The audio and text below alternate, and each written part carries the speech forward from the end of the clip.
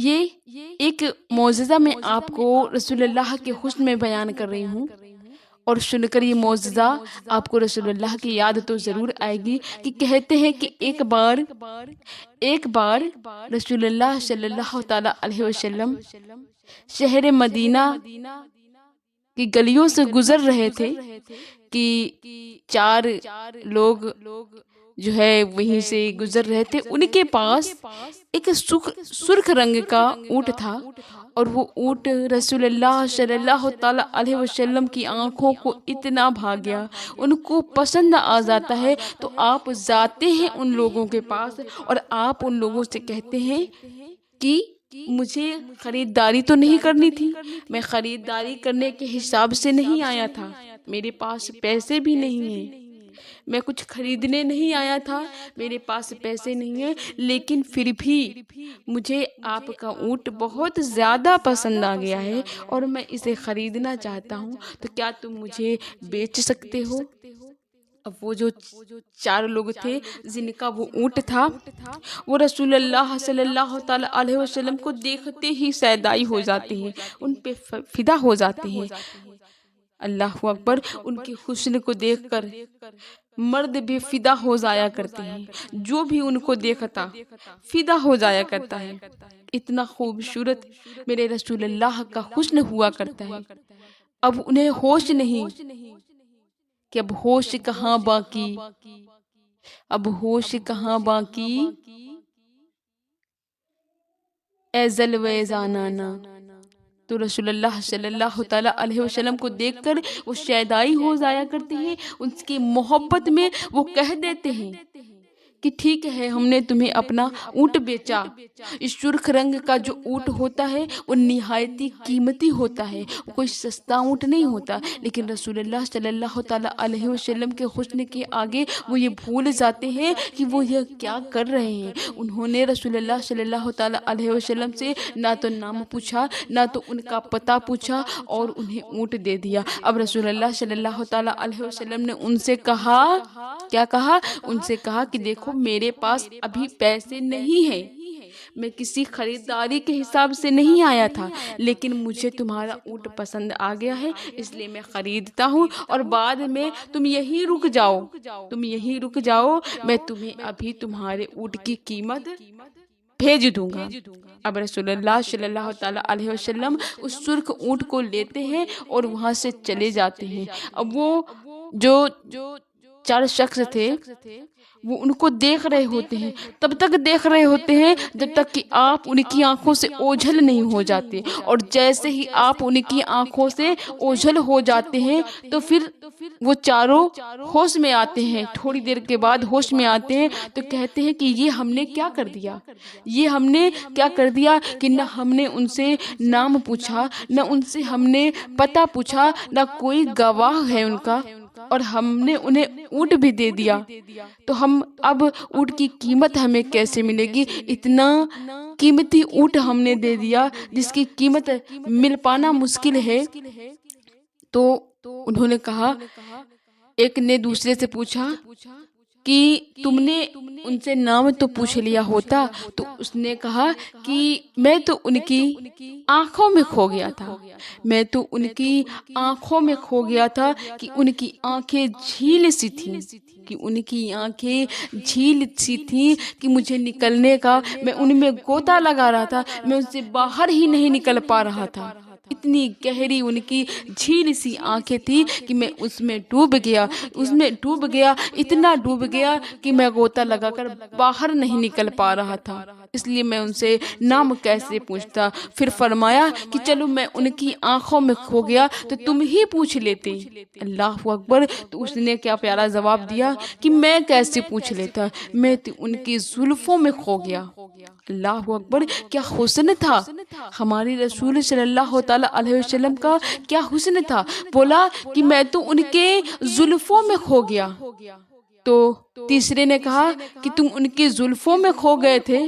تو اس نے کہا کہ ہاں ہم ان کی زلفوں میں کھو گئے تھے، تم پوچھ لیتے۔ تو تیسرے نے کہا میں کیسے پوچھ لیتا، میں کیسے پوچھ لیتا، میں تو ان کے ہونٹوں پہ کھو گیا۔ کہا میں تو ان کے ہونٹوں پہ کھو گیا، میں تو ان کے ہونٹوں کو ہی دیکھتا رہ گیا کہ جب وہ بولتے تھے تو ان کے منہ سے مانو پھول جھڑ رہے ہوں، بالکل گلاب کی پنکھڑی کی طرح ان کے جو گلاب کی پتیاں ہوتی ہیں، گلاب کی کلیاں ہوتی ہیں، ایسے ان کے ہونٹ تھے، ایسے سرخ ان کے ہونٹ۔ میں تو ان کے ہونٹوں پہ فدا ہو گیا، میں تو ان کے ہونٹوں کا شیدائی ہو گیا، میں تو ان کے حسن میں فدا ہو گیا۔ اللہ اکبر!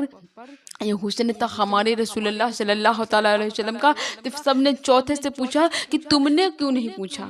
تو چوتھے نے کہا کہ میں کیسے پوچھتا، میں تو ان کی دانتوں کی چمک کو دیکھ رہا تھا کہ ان کی دانتوں کی چمک اتنی زیادہ تھی کہ سامنے والی پہاڑی پر جا کر ٹکراتی تھی اور پھر سے یہاں سے جاتی، پھر سے وہاں پر ٹکراتی، آتی جاتی۔ میں تو بس یہی دیکھ رہا تھا کہ ان کے جو دانت تھے مانو ہیرے کی طریقے سے چمک رہے ہیں۔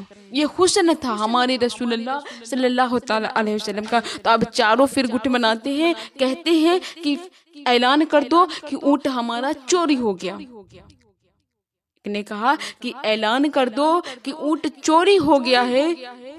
اب اتنا کہنا تھا کہ ایک بلند آواز آتی ہے، خبردار کسی نے ایسا کہا، خبردار کسی نے ایسا اعلان کیا کہ اونٹ چوری ہو گیا، میں تمہارے اونٹ کی رقم تمہیں دوں گی، میں تمہیں تمہارے اونٹ کی رقم دوں گی۔ خبردار جو یہ اعلان کر دیا کہ اونٹ چوری ہو گیا ہے۔ اللہ اکبر! تو اب ان لوگوں کو تھوڑی تسلی ہو گئی۔ تسلی کیا ہو گئی کہ چلو کوئی تو ہے جس نے انہیں دیکھا، جو گواہ ہے، جو پیسے دینے کو تیار ہے۔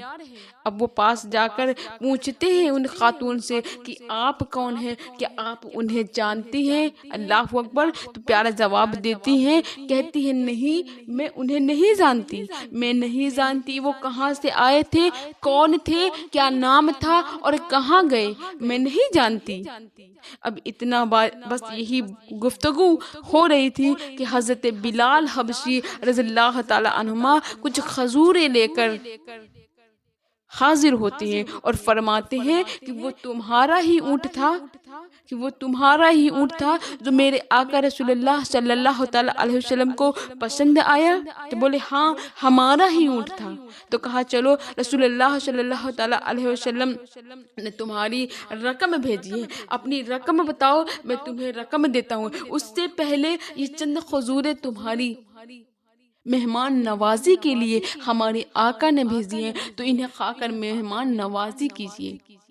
تو انہوں نے کھجوریں کھائی۔ اس کے بعد پھر فرمایا کہ جو آپ کے آقا ہیں ہمیں ان کے پاس لے چلو، ہمیں یہ رقم نہیں چاہیے، ہمیں یہ پیسے نہیں چاہیے، بس ہمیں اپنے آقا کا دیدار کرا دو۔ اللہ اکبر! ابھی ان کے پاس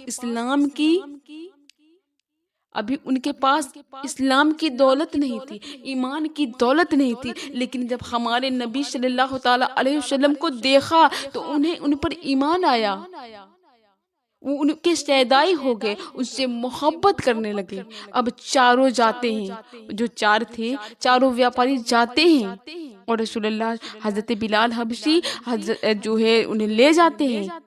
آقا صلی اللہ تعالیٰ علیہ وسلم آرام فرما رہے تھے، آپ نے ان کے سامنے پیش فرمایا کہ اے آقا صلی اللہ تعالیٰ علیہ وسلم، یہ آپ سے ملنا چاہتے ہیں؟ تو آپ نے فرمایا کہ اندر بلا لو۔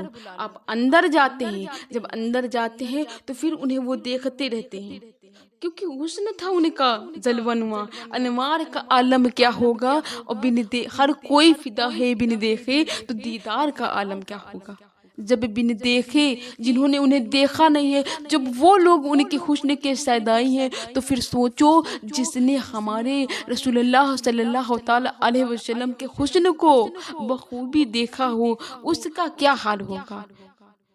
تو سوچ کر بھی جب یہ قصہ سنتے ہیں، جب یہ قصہ پڑھتے ہیں، تو اللہ اکبر، رسول اللہ کے حسن کی بالکل تصویر امیجن کرتے ہیں ہم کہ کاش اس وقت پہ پیدا ہوئے ہوتے، اس وقت کے پیدا ہوئے ہوتے، بھلے ہی ان کی امتی نہ ہوتی، کہ اس وقت پہ پیدا ہوئے ہوتے کہ بھلے ہی ان کی امتی نہ ہوتے، اور جا کر ہم انہیں ان کے دیکھتے ان کے حسن کو، اور دیکھ کر ان کے شیدائی تو ہوئے ہوتے، ان کے عاشق ہوئے ہوتے، ان کے شیدائی ہوئے ہوتے، پھر پڑھتے کلمہ طیب، پھر پڑھتے کلمہ طیب اور پڑھتے کلمہ شہادت، اور ہو جاتے ہم ان کی امت میں۔ ہم رسول اللہ کتنے خوش نصیب ہوتے کہ اس وقت پیدا ہوتے، اور رسول اللہ صلی اللہ تعالیٰ علیہ وسلم کی زبانی ہم مسلمان ہوئے ہوتے، ان کے ہاتھوں سے ہم مسلمان ہوئے ہوتے، انہوں نے خود ہمیں اپنی امت میں شامل کیا ہوتا، کتنا خوبصورت وہ منظر ہوتا۔ تو ایسا تھا میرے نبی کا، ایسا تھا ان کا حسن، جب حسن تھا ان کا جلوہ نما، انوار کا عالم کیا ہوگا، ہر کوئی فدا ہے بن دیکھے، ہر کوئی فدا ہے بن دیکھے، دیدار کا عالم کیا ہوگا، پڑھو اللہ اللہ، پڑھو اللہ اللہ، پڑھو اللہ اللہ، پڑھو اللہ اللہ۔ ایک شمت علی، ایک شمت عمر، صدیق ادھر عثمان ادھر، ان زگمگ زگمگ تاروں میں،